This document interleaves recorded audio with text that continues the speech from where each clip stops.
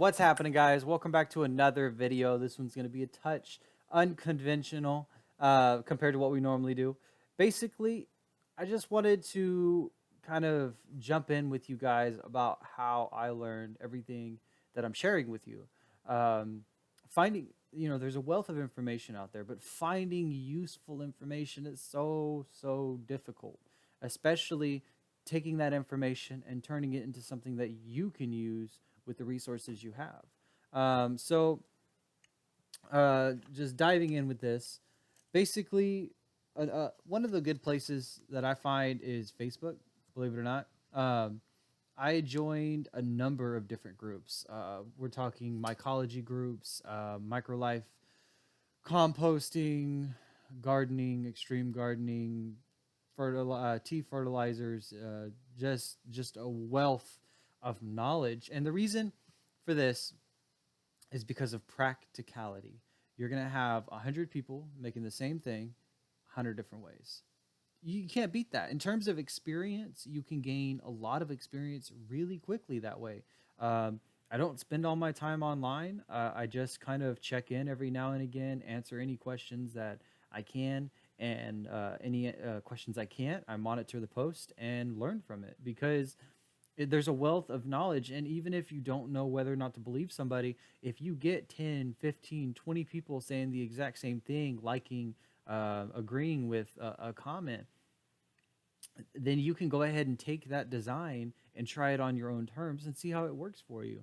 I mean, there's still trial and error, but for the most part, the people in the groups that you've joined, they take out most of the trial and error for you. So you're basically getting a fairly renowned product when you start, which, I mean, that can just really jumpstart you and throw you forward in your gardening journey. Um, I'm sure, as a lot of you know, there's a lot of information on YouTube, on here, even. Um, Basically, I'm sharing everything I've learned over the years with you guys, and I've only been doing this for about 4 or 6 years, somewhere in there. Um, I really haven't been doing it that crazy long, and when I started, I mean, I messed up on everything, so it was places like this that really helped teach me.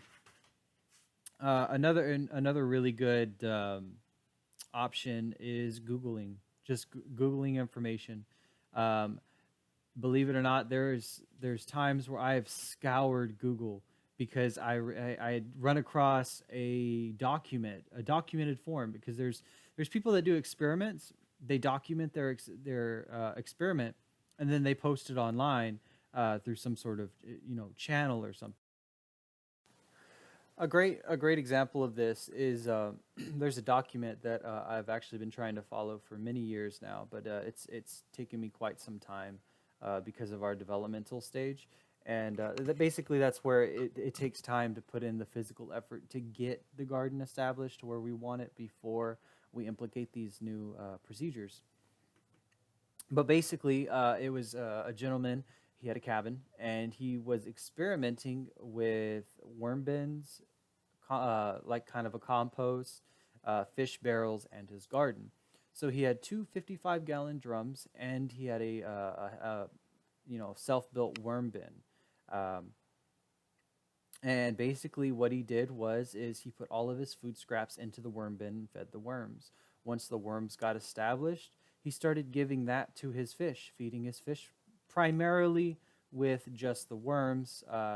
He did give them fish food every now and again as a supplemental, but not necessarily a standard. Just kind of when they looked a little bit hungry and before they looked, malnutritioned or anything. And then, for those of you that know anything about fish keeping, depending on your stocking density, and what that is it's basically how many fish you have per a certain area.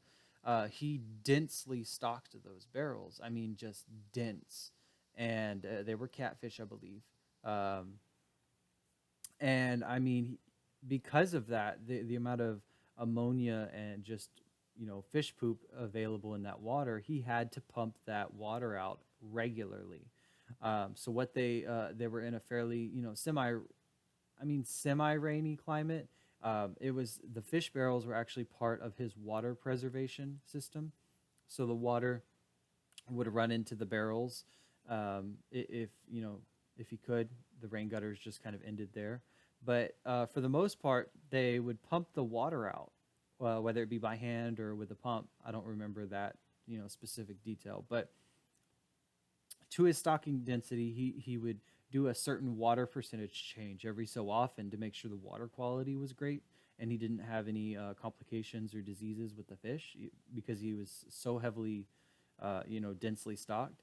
But the water required to, pump in and out of those barrels was exactly what he needed for his garden. So he would just flood his garden with it. And so basically, a system like that, I mean, it was like a once in a lifetime find because it's what's called a closed loop system. This gentleman had zero inputs. His food scraps fed the worms, which fed the fish, and the fish water that had to be changed out fed the garden, which in turn fed him, and then the food scraps. And so you just have this continuous, endless cycle going round and around.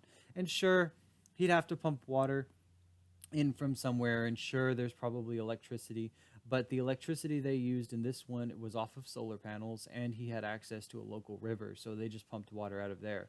So, I mean, realistically, outside of the equipment, there was zero input.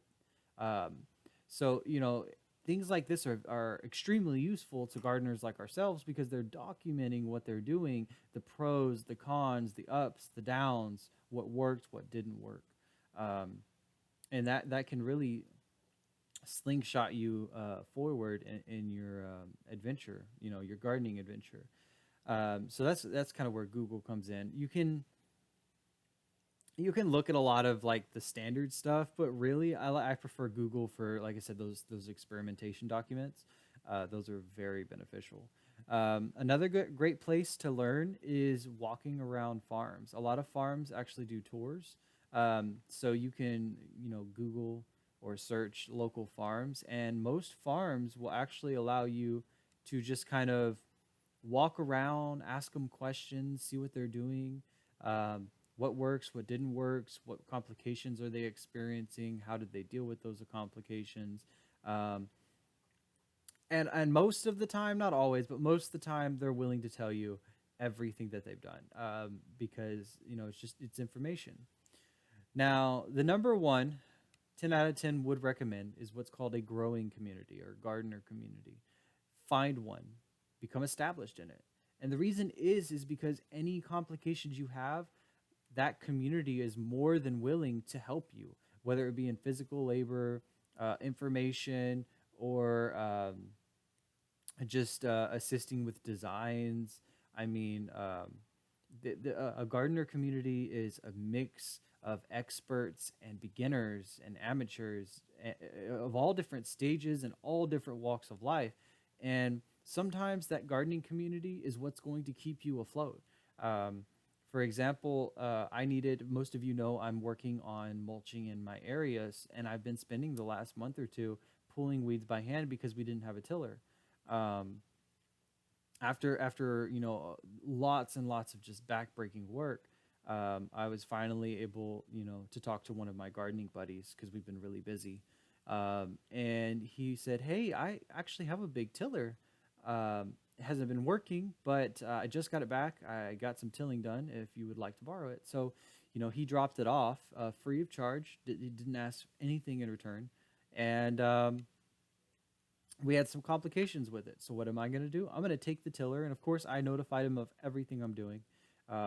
I'm going to go take the tiller, get it fixed, and I now have access to a tiller to till in the garden to get the mulch layer in. So, you know, it, what it would have cost me renting a tiller or buying a tiller, there's no point because realistically, in certain communities and depending on the size, you only really need one plow or one tiller to get the job done. And in fact, old farming communities actually used to interchange their equipment. So if one farmer traditionally had all the different plows under the sun and one had all the different rakes, a lot of times if the farmers were like neighbors and very close, it was like, hey, if you want, I'll just plow everything if you'll seed everything, and then maybe if Joe's seeding and Tim's plowing, maybe Susie would be willing to bail for us.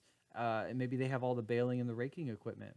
And it doesn't mean that farmer has to do all the work. It just means that they're lending each other equipment. They're working together. Yes, there's hours that they're not on their farm working, but the thing is the hours they're not working on their farm, somebody else is. So ultimately, it's just a way of helping and a way of making sure everyone gets what they need, because it used to be farmers supporting each other to make sure that their farm stayed afloat, and you know, they were able to get everything to market and maximize their profits. It wasn't always a fend for yourself kind of world, and so if you can find a community to help support you, I promise you will have such a better, such a more delightful experience, and be able to get so much more done. Just it's not that you're going to use them for free labor, but just having a support system in what you're doing will really benefit you in the long run, and save you a lot of money, a lot of headaches, and a lot of hassle. Um, so like I said, that's pretty much it for this video. And sorry to get all preachy on you guys, but I felt like it was very important to start spreading the word about just getting involved with your community. Gardening shouldn't be something to where you're becoming a recluse. If you feel like that, maybe you should try getting involved with more people, or getting others involved in your garden, just showing them around, even if they're not working, just showing kids, the cool things that you can do with nature. Um, so don't forget to like, subscribe, drop a comment. Love talking with you guys. I'm so happy I was able to share all this with you. Peace, be kind out there, and we'll see you guys on the next video. Have a good one.